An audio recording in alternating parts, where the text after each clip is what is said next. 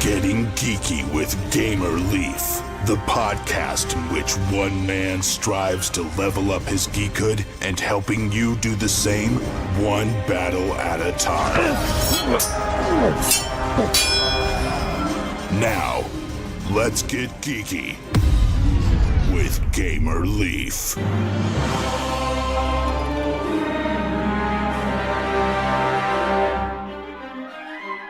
Two monarchs, who were rivals, tried to build luxurious castles on two opposing hills, each castle a monument to their own ego.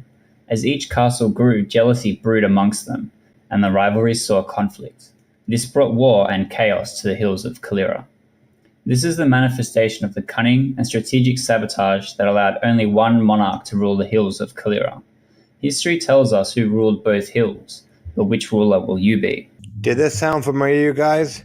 It didn't to me, neither, but this is the story of Castles of Caleira, a new micro game that's currently on Kickstarter. And tonight we're lucky enough to have on the mastermind and creator behind this, Keith. Is that right, Keith? Is that how you fit into line with Castles of Caleira? Yeah, I pretty much did everything except for draw the pictures for it. Oh, cool beans. Well, let's rewind a little bit if we could. We don't have to go all the way back in time, unless, of course, you were born into board games and card games. But how did you get into the whole world of tabletop board gaming? So I pretty much started off playing Magic the Gathering competitively. And the more I played, the more I found out that it was just writing deck lists was what I really enjoyed. And then I was just looking for the synergies and the different mechanics that worked well together and looking for new combos that people hadn't really played around with. And I found that I actually enjoyed that a lot more than playing the game. And then once I started working on actually making board games, I found that I was using those same kind of things where I was trying to find cool mechanics that work really well together and had that same, hey, that works really well feeling. It's like for a player. And I worked on something previously from this, Cutlass, which is currently still in development. And I was talking about it with a friend. He said how he was going to do a smaller game first before his big game. And I really took that on, and that's where Castles of Caleira came from. I was pretty much just thinking about what he said. And as I was trying to get to sleep that night, I literally made the entire game just in notes on my phone. And pretty much woke up the next day, had a look at it, and I'm like, this is awesome. I want to do everything I can to make this game get to people's tables. Well, good thing you're not me. My wife has always given me a hard time about cell phones breaking and having to get new cell phones. Before that, it was watches. I went through those like they were going out of style, and then it's been phones until just recently. But it seems like they're always going out. But luckily, did you get that down on paper or somewhere where it's saved so you didn't have to rely fully on the phone or anything? It pretty much went from phone quick notes to an Excel document on my computer within a day. And I'm pretty sure I've even got a backup online now since then. Well, there you go. So yeah, that's cool. So a micro game, that's Magic the Gathering is not a micro game. So no. What can you tell us about a micro game? So a micro game is 18 cards. That's the entire game. That's all you need to play it. And the beauty of it is that it's all encapsulated in it, but it still has that same strategic depth that we're looking for. I've really worked hard on making a proper rock, paper, scissors style strategy where you've got your three different main options that you're looking for in your win condition, but then you've also got what has my opponent got? Am I counting cards to try and figure out what my opponent's drawn or what's left in the deck? What am I looking for? And then you're trying to use your resources the best, most efficiently that you can. So in the same way, a lot of those skills transfer over, but the game is very, very small in components and price by comparison. So 18 cards, does that mean it's like a 2-player game then? Or it's 2 to 4 players. It is pretty much shines at 2 players. That's my favorite to play it with. With 3 players, it's really good, but you find that you're like really looking at what one person is doing, and you kind of everyone like will focus on them, or everyone will focus on you, and you're trying to manage that a lot. And then like with 4 players again, we've actually got an extra 2 cards up on our Kickstarter for that, just to give everyone an extra turn, because obviously like 18 cards spread across 4 people isn't even. And then everyone like either has forged alliances, or it's like an every man for themselves thing, and then all your resources just become super, super important. You're trying to make the best out of what you've got. Okay, and I imagine you have more choices with 2 players. Is that correct? Yeah, you pretty much get 9 cards each, and you get to see a lot more of the deck. For example, one of the cards is the Wizard Tower. You look at the top 3 cards and put them back in any order. With 2 people, you get to see 2 cards that your opponent will draw and 1 card that you'll draw. So you go, okay, I think this is good. I'm going to keep this to myself and give the rest to my opponent. But in a 4-player game, you play the Wizard Tower and you don't get to see any of those cards that you look at. You pretty much have to choose who else gets what.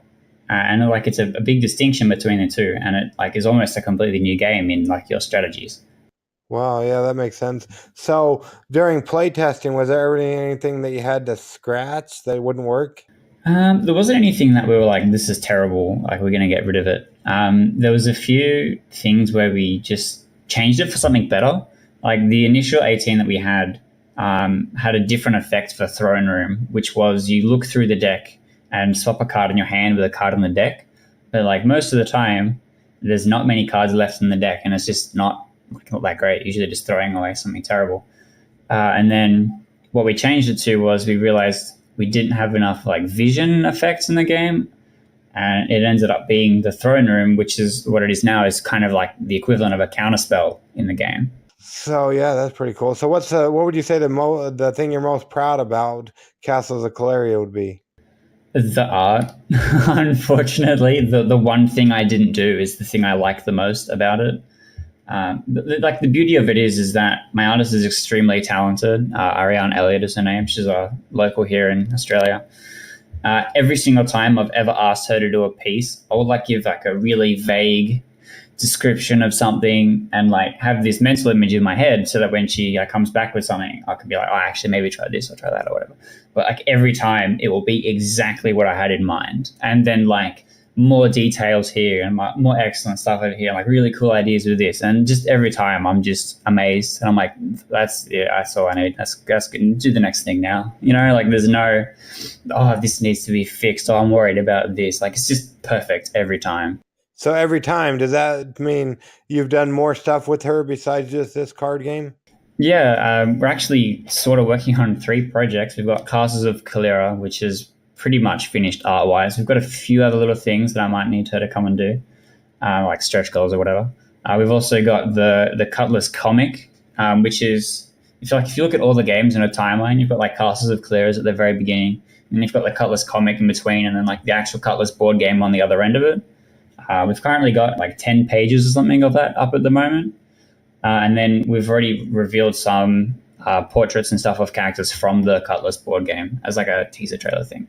Okay, cool. So you said she's local or whatnot, but did you know about her before you were looking for art for your things, or how did you go about finding her as an artist? No, I actually got recommended her by a friend. He works on something similar in board games. I think he's got like an atmosphere type app thing going on that she worked on, did a bunch of art assets for. And I posted up, I'm like, hey, look, I'm looking for artists. And he referred her. I went and had a look at her portfolio, and it was like pretty much exactly the kind of genre stuff that I'm looking for. Like the Cutlass universe is a very dark Cthulhian piratey type thing, and like Castles of Caleira is almost like the complete opposite of that. I wanted to have the bright and gorgeous landscape, like the before shot, and then you see the afterwards where everything kind of falls apart. But her portfolio was pretty much like she had an actual Cthulhu and a pirate ship reference photo already. I'm like, this is like pretty much exactly what I'm looking for right here.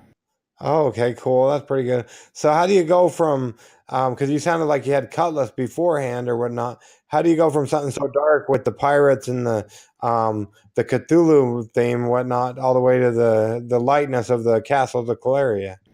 Well, that's a part of the storyline. The whole Cutlass franchise, per se, follows like a storyline that I've already penned out. Like at the very, very beginning, we've got Castles of Caleira, where they're sort of settling the realm. Like they're villages that are now turning into the established landscape of the Cutlass board game. And then, like in between, we're now currently looking at another game in between the two of them. There's like this big period of time with this conflict, and you can see how the land slowly starts to change into this dark kind of world where all these monsters start spewing out and attacking everyone. And I feel like having that whole scope from like the very beginning to the very end gives people involved in it, like whether you're reading the comic or you're playing the games, like there's such depth of experience where it's really telling a story. Whereas opposed to a lot of the other games that I've played, we feel like the characters are just kind of painted on. You don't really know anything about them. You don't know what other characters in the game they even interact with, if they do. And it just feels really two-dimensional. Whereas with Cardless, like we're trying to get to a point where you can experience almost the entire timeline of every character through one medium or another. Well, there you go. That's pretty cool. So it sounds like, I know you said you thought of the game or whatnot really quickly and wrote it up on your phone or whatnot, but it sounds like for this one, Castles of Caleira, you had the theme first and then went with the mechanics. Is that how it worked? Yeah, pretty much. I already knew what I was going to do with the game. It was just pretty much the mechanics that I had to like really nail down and put together. Oh, okay, cool. So going with the mechanics and whatnot, if we were to sit down to play Castles of Caleira, how would that look? I mean, how would that sound? This is a podcast after all, Keith. Most of it, I did a lot of playtesting with my friend Charles. And if you listen to us playing, it would be 98% sledging and 2% us actually saying what we're doing. Because once you play the game a few times, it gets that same level of Magic the Gathering where you recognize a card art and you know exactly what it does. You don't really have to stop and read the card every time. And then once you play the same people a lot, you develop a meta where you kind of already know what decisions they're going to make. But it's the same sort of thing. It would literally just be us just playing through the motions and talking about all this stuff at the same time. Whereas if you had a newer player playing the game, it would be a lot like, I'm going to build up my board state. I'm going to play some of these cards face down. I'm going to do something that will let me look at what cards you've got, like a watchtower or whatever. And then you have like some trading off with trebuchets trying to destroy each other's important resources. And then usually in a two-player game, you'll end up towards the end looking for the Princess Spire, which is kind of like your all or nothing victory win condition. And then like the game will either end with the second player revealing the Princess Spire for enough points for the win, or the first player being able to trebuchet the Princess Spire. So you have to get you said Princess card to win, or what did you say? Yeah, the Princess Spire. It's like a singular tower out in the castle. It's worth the most points, but it can't be played face up. And if it is destroyed, you lose the game. So you have to do everything you can to either sneak it into play or protect it so that your opponent can't knock you out of the game with it. So, yeah, that sounds pretty cool. So what kind of attack mechanism, or is there just another card that would destroy it, or how does that work? Yeah, so the trebuchet is used to destroy other pieces of the castle. And then pretty much everything else is like a vision war. You're trying to play cards down for people not to see. And then you've got stuff that reveals things so you can see. It's like a lot about trying to control information as much as it is trying to control the board state. So like if your opponent has no idea on what all your face down cards are, they can't make the correct decision, if that makes sense. Yeah, so it's a while back ago I had somebody on the podcast where their game, I forget what the mechanic's called, but it's something about double blind. Is that what this is, where you're playing your cards down, face down mostly? Double blind is where the player playing the card face down doesn't know what it is either. This is more like a straight bluff where I'm going to play, because like you can have cards that don't get destroyed by trebuchet, and like you play that face down, they might think it's valuable and try and destroy it with a trebuchet, but like it's pretty much a waste for them. Or you can try and sneak something very valuable in there, but say that it is just something that is not valuable. And like there's a lot of that to it as well. A lot of the time when I play with my friends, we'll like joke about playing the Princess Spire turn one just to try and get someone to waste the trebuchet, or actually do it and then like get away with it. You know, like there's a lot of a lot of the fun that we have for it is the being silly and sledging about the game as well. Well, there you go. What's a trebuchet? Is that like a cannon, or what does that mean? It's a French siege weapon. It's a counterweighted rock throwing machine, kind of like a catapult. Cool. Do they have a lot of those over in Australia? No, it's a very European thing. Yeah, you won't find anything like that here. We don't even have castles in Australia. Yeah, I was about to ask. Do you have castles and pirates and all that fun stuff? No, we are extremely devoid of fantasy settings here in Australia. We've got dirt and rocks and large animals. Yeah, I was gonna say, and kangaroos. Yeah, that's about it. So are they on the kangaroos? Do they run around wild, or how does that work? It depends on where you are. Like if you live in the city, you'll obviously never see a kangaroo. But like in the same as in Canada, if you're out away from the city, you'll see a moose. It's the same sort of thing. Like you see photos all the time of like kangaroos in someone's front yard, and that's obviously because they live pretty far out there. I don't know about animal activists and stuff, but do they have kangaroo hunting over there? I know they have like deer hunting and stuff over here. Not really. We don't really have much hunting in this country. We don't really even have that many guns. Oh, there you go. That's good. There you go. You got proteges or whatnot, huh? Rock throwing things, it looks like. Yeah, the trebuchet. Yeah, trebuchet. You have those instead? No. We don't, like I said, we don't really have anything here. A lot of the inspiration for the design of Castles of Caleira is like really like European architecture, and they're like I said, the trebuchet is a French siege weapon. It's very trying to be close to like a medieval history, but also like an alternate timeline. Well, that sounded pretty cool. Per se, somebody's fallen asleep while we've been talking. It wouldn't be because of you or your game. It'd probably be because of me and my podcast. This morning, let's see, I don't even remember. I want to say, let's see here, I can tell you really quickly. This morning, I released the 38th episode of 2018, so they might be a little bit kind of burned out. They get tired of hearing my voice after a while or whatnot. But now they've suddenly woken up and they have your full attention, Keith. Why should they take a chance on Castles of Caleira, especially with all the other great games they have out there on the Kickstarters currently? Castles of Caleira is probably going to be the highest art budget you'll ever see on a micro card game. The illustrations are absolutely gorgeous. And like as a creator, a lot of the time, and I know a lot of other devs will agree with me, when you make something, you go through the playtesting phase, you go through all this time making the art together, you go through this time building the campaign, and like the further along you get with it, you just kind of get sick of it. You're sick of playing the same thing. You're sick of like doing the whole thing and not having much change to it.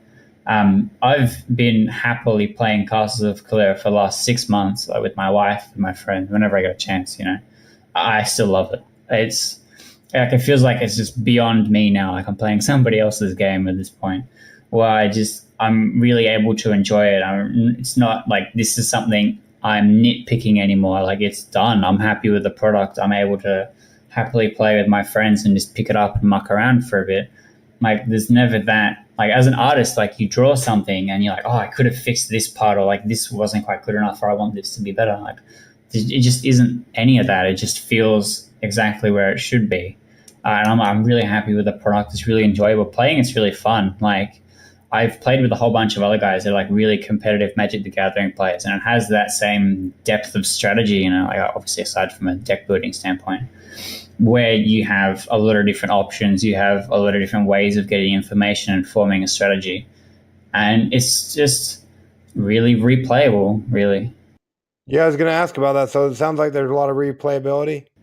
Yeah, like a lot of the time, because obviously the cards you interact with is pretty limited, but the different ways that you can use everything is very strong.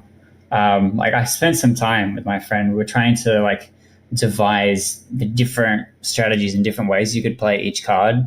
And like every time we're like, okay, I don't want to use the Princess Spy because like the risk is too great. What are my options? Okay, I can just play it on the last turn face down for no points, but I can't lose the game. Or I can trade it away with like a marketplace and give it to my opponent, so they're stuck just playing it face down and I can't do anything. I'm like, all these other things. And like even later on in the game, you're like, oh man, I never thought of doing it this way or whatever. Like I was playing with my parents actually. They love it too. And we had this moment where they thought that the barracks was just a removal. You'd like turn something face down, you don't have to worry about it anymore. But then I used the barracks to turn something face down and then something else to turn the card I turned face down, face up again and get its effect again. And they're like, well, I'd never considered that. Like this was not something I'd ever done. And I thought that moment was kind of funny for me because that was how I had always used the card. I was like, man, I can get 2 wizard towers out of this. This is amazing. And then only later was I like, oh man, I can just use this to turn down a card and never have to worry about it again. So like there's a lot of different depths of play for each card. Like it might look like it's got one effect, but you can use it a lot of different ways. Well, that's pretty good. And you talk about the replayability and whatnot. And a while back ago, we had on Mark, who's with Colossal Games, and he talked about where if you bought his game, their game, Kami Sama, which is almost done on the Kickstarter. It might be done by the time this comes out, but if you bought so you could get 4 or 5 of his games with. Instead of getting Batman with this, we're going this way. You could get 26 and a half of your game. Yeah. If you have the $320 burning a hole in your pocket. Yeah, and that's the thing. So I really, really like Azul, but my wife is not a big fan. It's like a little bit too maths, kind of trying to get the strategy out of it that way, and it doesn't really interest her that much. But for the amount of money that I spent on Azul versus the amount of times it's made it to table versus the amount of money I've invested in building Castles of Caleira versus the amount of times it's made it to table, the Castles just has so many more gameplay hours for such a less cost considering all the art, like money is spent on art and stuff like that. Whereas Azul was like, where did I get it for like $80 Australian or something? It's pretty standard. And it's gotten to table twice. Like, so that $40 per plays versus the 14 cents of the last 6 months of playing the game, like to me, that's huge. There you go. That reminds me of me and my wife a while back ago. We wanted to get Santorini. We ended up getting it. And I spent like 15, 20 minutes watching Rado runs through it. He did the whole playthrough video. He focused on the God card. So I was showing her how to play. And I said, we have to play with these God cards because that's how I learned how to play it or whatnot. She didn't want to do that. She wanted to start with the basics. So we did that. And I want to say she beat me within 5 minutes. And then we tried to play the second game and she had me there too. And she did bust it up laughing. So we haven't been able to get it back to the table again. Yeah, see, that's the funny thing. Like, I made Castles of Caleira, right? But my wife kicks. I can't read her. I don't know what she's doing with her plans. Half the time, I don't think she has a plan. But like, she'll always find a way at the end of the game to be like, I had 1 more point than you did, or like and it's just so interesting to me that, and because like a lot of the time you'll have people, I don't know a lot of people that have partners to go, oh, that's a bit too heavy for me, like this looks a bit too hard for I don't want to have to be worrying about those kind of things. I kind of want to relax and play a board game. And like after 1 game of Castles of Caleira, like that's you know enough like how to play it pretty well. Like it's got a really low picking it up curve, and she'll run circles around me all the time. And compared to anyone else on that planet, I've probably clocked the most hours on this game, So I think it really is just accessible gameplay wise, Oh, that's good. That's good. Now, I know a lot of times people don't want to necessarily take, you're probably a little bit biased. You and your wife are a little bit biased. So per se, they don't want to take your word for it. Is there any like notable reviewers or anybody out there who might have reviews about this game that they could go and watch on YouTube or anything? So my friend Jimmy Hart with, I think it's Tatooine Table Flip, did one. He's twice as enthusiastic as I am about the game. He really enjoyed playing it. I think he did mostly with 4 players. He like pretty much raves about it the whole time. I'm watching the video and he's more excited about it than me, And I've got Jen from To Die For Games did a review as well. And I've got a couple others, but I haven't had a chance to get them up yet. They're still fixing those last few things, Yeah, so that's awesome. So there's a couple of people they can check out. And it looks like those are on the Kickstarter page as well, it looks like. Yeah, that's true. I've got everything up on there. Well, there you go. And are you going to be on any other podcasts, or can I go ahead and say you heard it here first on Getting Geeky with Game Relief, at least in podcast world? It's probably going to be heard here first, but I'm looking at doing a Tabletopia stream at some point with Daniel Zayas. Okay. But as you can imagine, me being in Australia and Dan being in the middle of the US, that is kind of difficult. Okay, yeah. So you're on his new digital, what is that? The digital playground? I forget what he calls that. Yeah, I think that's it. We're trying to get up and go. It's one of those things where like you see Castles played one time, you're like, that's cool. I want to try that out. You know. Yeah, it looks like he's, at least out of my Facebook friends, it looks like he's the only backer on there currently, at least out of my Facebook friends. Yeah, well, I've got a whole bunch of developer friends that were getting in on it as well. It's always nice to see other people supporting each other with their projects. So yeah, that's pretty cool. The other designers are getting in on that and stuff, and it looks like the art, even just the art, it looks like a really fun game. I agree. So that's pretty cool. Cool. Yeah. And you said you did say you might be on some other. No, you said you're going to be on streaming with Daniel Zayas, but no other podcasts that you're aware of. Yeah, that's pretty much what I had planned at the moment. Well, there you go. There you go.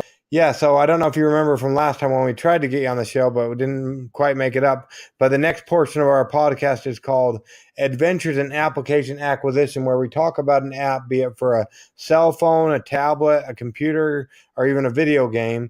Is there an app you use a lot of that we can talk about for a moment? Yeah, we did actually do this last time. I'm not going to lie, I'm actually kind of addicted to the new Harry Potter story game that they've just released. Well, there you go. In case other people hadn't heard of it, I know I hadn't. What can you tell us about it, Keith? It's pretty much the closest experience you'll ever get to going Hogwarts, realistically. You kind of actually play through. Okay, is that the computer game or something? It's an app game. Okay, is it for Android and iOS? I think it's currently just beta on Android. I can't confirm that. What I heard. Okay, and so you've been playing that quite a bit. What can you tell us about it? I'm a big Harry Potter fan. I was obviously a big draw. It's very story driven. Like you come in as a character that you create, but she's already got like her own sort of story attached to her. You're meeting new people. You're going to Hogwarts. You get sorted into your house. You're going and learning new spells and getting into trouble. And it's pretty much the closest wholesome experience you could literally have to being a part of going to Hogwarts. There you go. And you said it's in beta still? I think so. I think there is a lot more that they want to add to it, but I'm not really sure.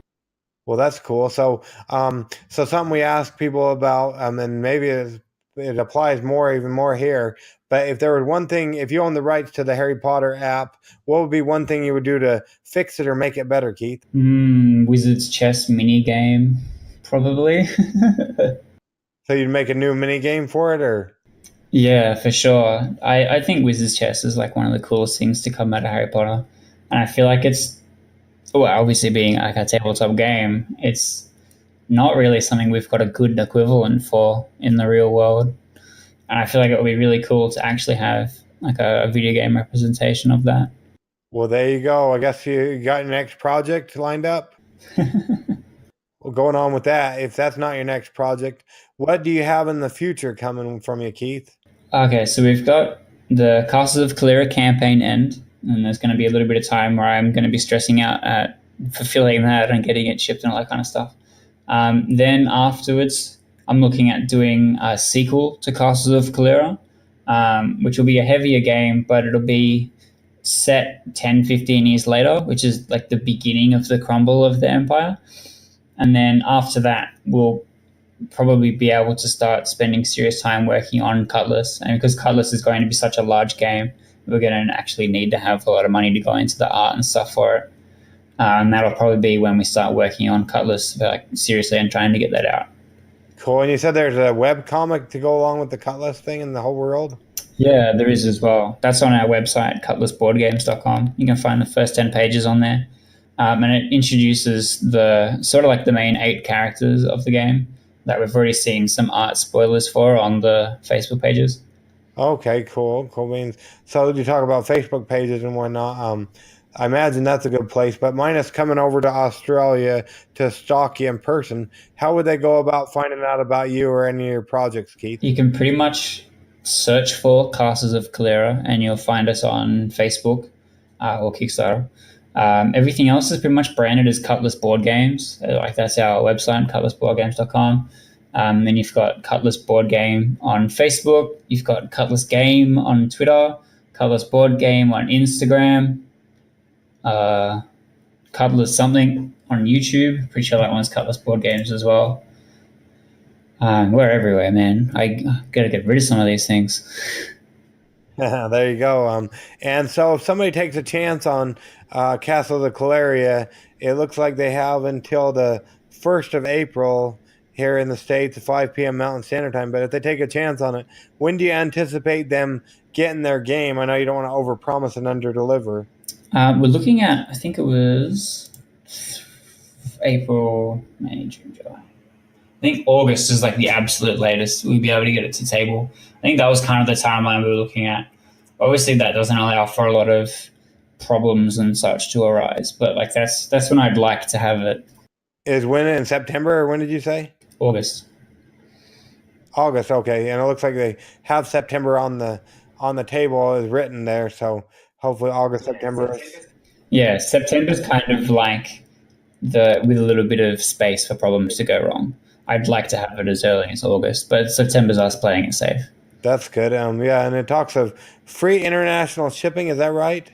That's correct. We actually launched the campaign previously, and like the number one complaint that we had was our shipping was quite expensive. And the person that we got the quote from like gave us a pretty inflated quote.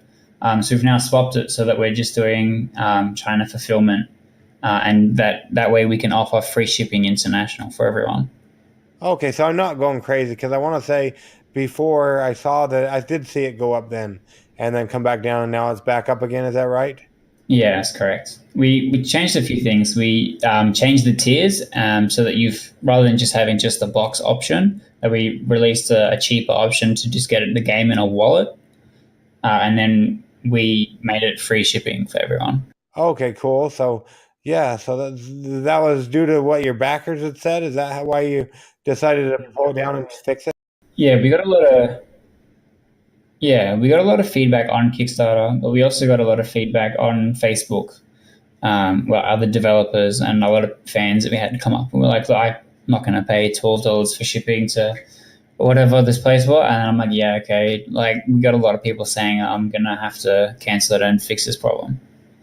Okay. How long did something like that fix? Because I want to say I saw it pretty soon afterwards. Yeah, so I could have actually realistically had it up within 2 days, but we wanted to wait until the Monday to launch it again. Yeah, that's awesome. So I don't want to keep you all night, but we really want to thank you for coming on Getting Geeky with Game Relief. We really appreciate it. Any final words on why they should take a chance on this micro game as opposed to, I guess, the full out $320 Batman game, especially when they could get, I guess the one thing they can get 26 of Castles of Caleira as opposed to just the one Batman game. But why should they take a chance on this, a little micro game? Okay, if you bought the Batman game, you could also get Castles of Caleira and play it beforehand. Like, the best thing about filler games is that there's no setup time. It takes 4 seconds to teach someone how to play. And you can play a game or two while you're setting up your bigger game. Like, while it takes you the half an hour to build all the standees and set up all the board games and assign everyone all the tokens, you could have the other 4 players playing the Castles of Caleira while they're waiting for setup. Or everyone can sit down and... Well, there you go. You got a couple people out doing that. And other people can be playing Castle of Caleira. There you go. So that's why you should go ahead and get this as well as Batman, or just get 26 copies of this instead, I guess. I mean, I'm not going to complain if you do. There you go. So, yeah, and we'll go ahead and leave all the links in the show notes and everything so they don't have to go ahead and type it in. I know sometimes people get lazy and they don't want to type all that in there, but so we'll leave all the links in there and whatnot. And, yeah, even if you can't afford the $12 or whatnot, at least go check out the art on the Kickstarter page. It's amazing and whatnot. And what about there in Australia? I think 2% of my listeners are there in Australia. Do they get free shipping too or not? Because it's not international. Yeah, it's free shipping everywhere. Oh, everywhere? Yeah, everywhere. Well, there you go. There you go. So there's no excuses. No excuses now. And if your wallet, I go through wallets. I know I said we went to go through watches and cell phones. I also go through. My wife calls them man purses, but because it's like an ID holder that I got in the military or whatnot. But I go through those, and I guess if you go through wallets like I do, this way you can get a wallet. Is that something you can hold money into, or just a game? No, it's just special packaging for the game. I guess Button Shy popularized it by doing like it's kind of like a plastic sleeve, sort of like if you can imagine a wallet that's got a little plastic sleeve just for cards, but like that's the whole thing. I mean, you could slip a credit card in there as well if you really needed to, but I don't know why you're trying to travel that light to a board game convention. It's beyond me. Well, there you go. Yeah, all you need for a con is you get that wallet, and you can play Castles of Caleira while you're waiting to play something else. And then if you want to buy any other games, you got your credit card. You're good to go. There you go. There you go. So yeah, we don't want to keep you all night, or I guess it's all day over there. But we really appreciate you coming on, getting geeky with Game Relief with us, Keith. Yeah, thanks for having me. No problem. It's time for Kickstarter Corner.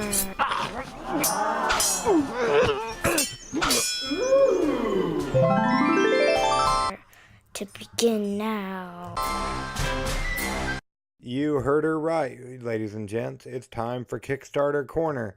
So, what do we got today? We've got a couple of beauties. First off, we've got Flippin' Find's Diner. Flip and Find. Run a diner that is complete chaos. In this set collection memory game, find the ingredients to fill orders and make tips. This is backed by one of our favorite podcasters, Alan Girding of the Tuesday Night Podcast Games. He's really active there on Kickstarter, I'll tell you what. And then, yeah, this one goes through about the 10th of April. So they still got quite a ways to go. They're about just over halfway funded on the time we recorded this. And then we've also got the Entrepreneur Game by EESpeaks. It's a fun, educational, and interactive game everyone can play. Build your businesses, grow your income, assets, all while avoiding bankruptcy. They've gotten through the 14th of April. Definitely check this one out. It looks quite fun. And the meeples, I don't know if they're glass or what, but the meeples look really cool. The meeples. So yeah, definitely check that out. They are made out of gemstones. Wait, there's precious gems and metals in this game? Definitely give it a look on the Kickstarters. Then we've got Fuel Priest, the Dieselpunk tabletop RPG. Fly airplanes and fight classics. Okay, fly airplanes and fight classism in a Dieselpunk tabletop role-playing game with the goddess of progress, the Maiden of Oil.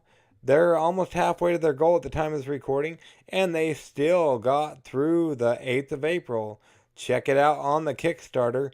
The art for this project looks amazing from what I can see. Yeah, definitely check this one out on the Kickstarter. So yeah. And then what else do we got? We've got Freedom Squadron, which is a Savage World setting for your role-playing. Freedom Squadron is a high-octane love letter to 80s cartoon action heroes, featuring new rules and new options for Savage Worlds.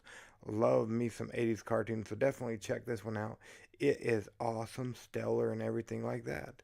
Then we've got True Messiah, a game of Cold Warfare. Dalai meets Dune. Recruit zealous followers, compete with surreal powers, control the wasteland. 2 to 4 players, 60 to 120 minutes. They're about, I want to say, almost a third of the way to their goal, and they go through the 11th of April. This one is for 13 years and older, so make sure you check that one out. And they go, yeah, and just to let you know, the Freedom Squadron goes through the 10th of April, so right around the same time. And then last but not least, well, there's going to be a couple others, but before that, we've got Dead Throne, open world board game with mechanical market. Dead Throne is an open world board game with never before seen components and mechanics. They were going for $34,000, almost $35,000, and they're already at $63,097 right out of the gate, and still going through the 14th of April. Definitely check this one out by Sharky Games.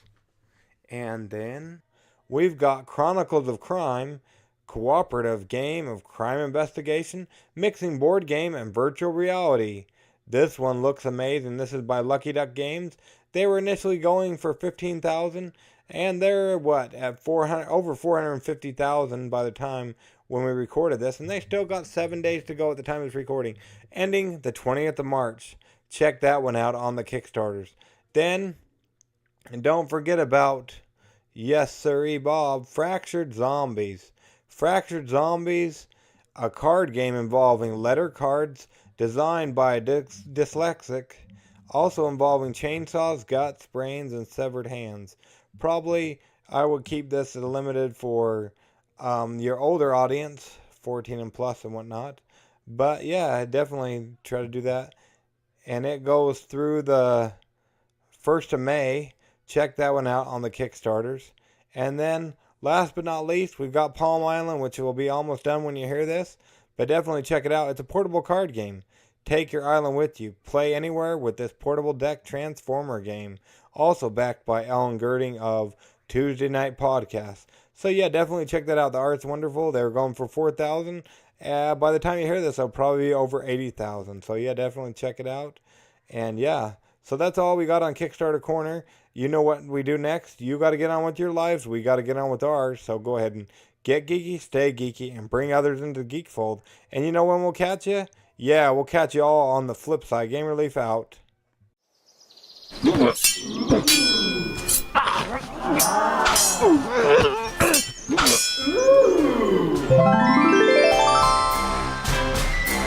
Gamer Leaf levels up. Tune in next week to see if Gamer Leaf's luck holds up.